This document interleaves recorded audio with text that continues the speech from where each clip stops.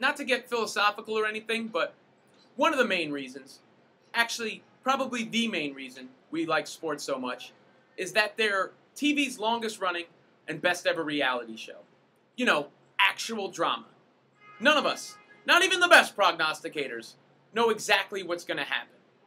For instance, if you had told me going into last postseason that A-Rod, who I thought was 50-50 to faint before each clutch at bat, would have a legendary playoffs worthy of the self-centaur portrait in his bedroom, I would have thought you were crazy.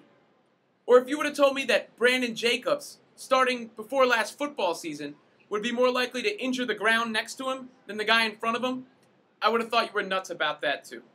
That guy was one of my favorite players to watch, had a unique skill set for a running back, and was the engine that made the Giants' offense go.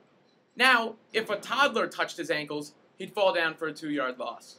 If Chris Farley were to have interviewed him, he would have been like, hey Brandon, do you remember that time you ran over LaRon Landry? Yeah, that was awesome. The latest example, Michael Vick.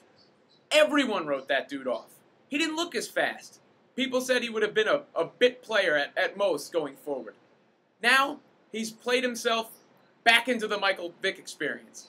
So much so that Andy Reid is forced to start him. Who is Kevin Kolb? And why is everybody clamoring for that dude?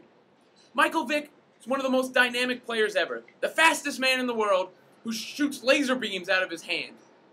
And now he's got more weapons around him in Philadelphia than he ever had in Atlanta.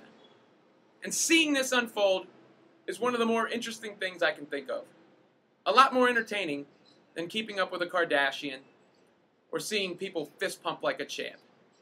Even though I do enjoy keeping up with the Kardashians. Really. Kinda do.